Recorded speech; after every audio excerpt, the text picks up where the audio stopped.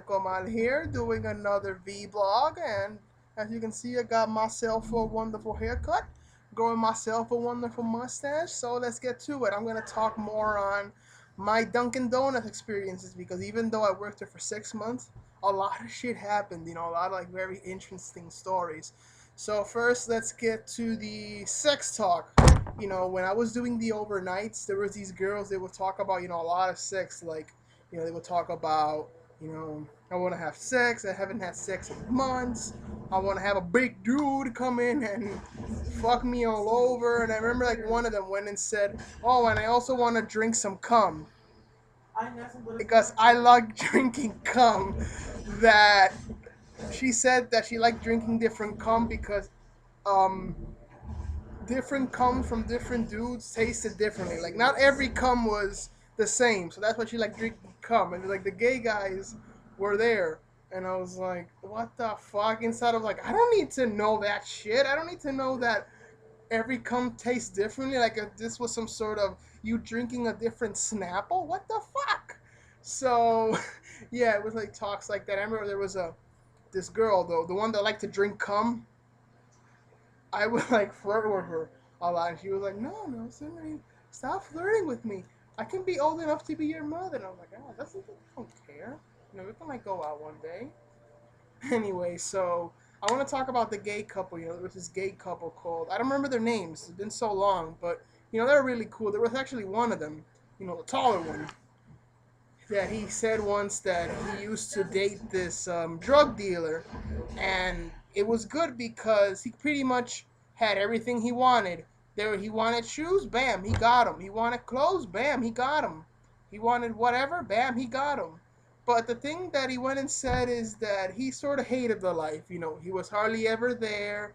He always had to live in fear, and he actually even had to leave, still loving him because of that. Because sure, he could get whatever he wanted, but at the end of the day, he couldn't be with his man. So he told him, look, I can't live this lifestyle anymore, so I'm gonna have to break up with you. So yeah, he did. He broke up with his drug dealer boyfriend, and he even said once that there was a shootout between his gang and another gang, and he immediately called him like, "Oh, you okay? Yeah, yeah, I'm okay. There was this shootout, but I didn't die or anything." And I remember this couple that was like living together. Like they were really awesome. They're really cool. They're really sort of like fun to be around.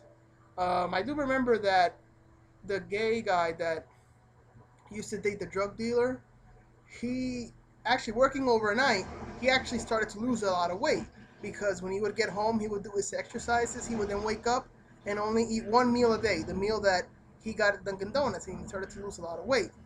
So this gay couple used to be on and off all the time for different problems, but they would break up and get back together. They had a lot of good love and support. And the good thing about gay couples in Dunkin' Donuts is that since, at least in Puerto Rico at that time, and still really right now, because it's gonna be hard for gay people to get rights because of our stupid, retarded Pentecostals that really are trying to do everything they can for gays not to get rights. So since they can't have rights, they don't have to work different shifts. They can pretty much make out in the counter, and they'll still be working together. They're not gonna just like separate them like straight couples.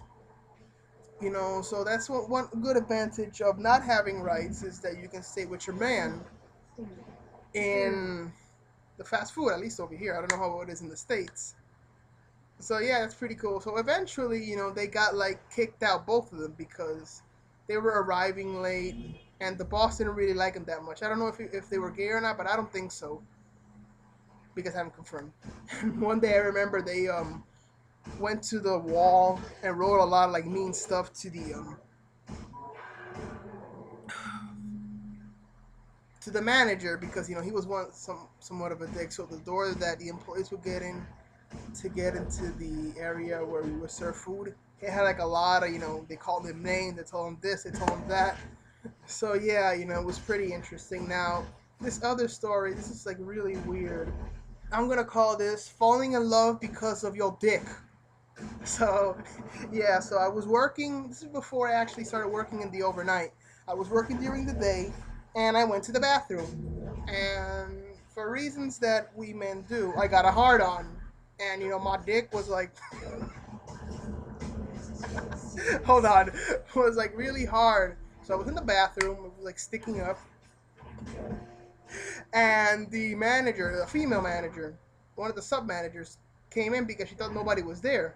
All of a sudden, when she comes in, she sees my dick, and she like goes, oh, she gets like surprised, then she leaves.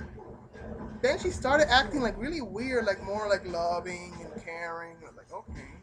I started to suspect that maybe it was that she liked my dick and that was why she was more loving and caring. But I actually got this confirmed by one of my female coworkers who was like, "Hey, is it true you have a big dick?" And I was like, yes. Why do you say that?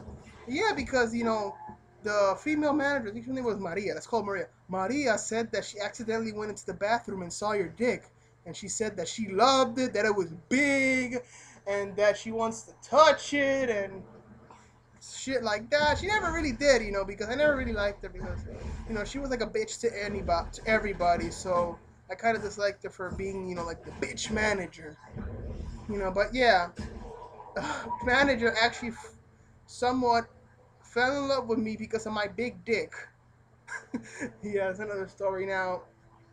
This is another story I want to talk about since I think we still have time. It's only like 6.5 minutes, so I'll just cram in one more story. This other story is one where there was this 40-year-old female that she was in love with me. And no, she did not see my dick.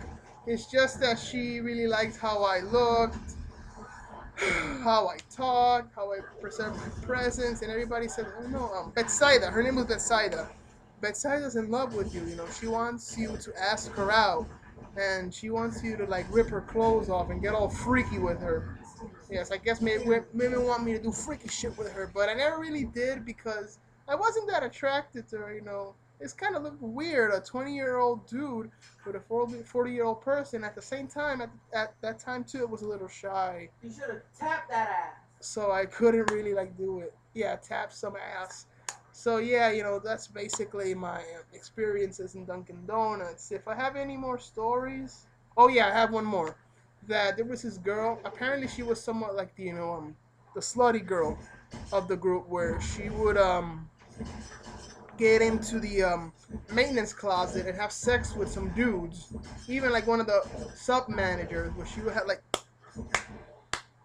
do some boning in the manager office. That's what rumors, but you know how rumors are.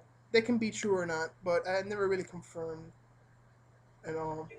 So yeah, this is Nel Comal signing off. If you want more job experience videos, hit like, comment, and as always,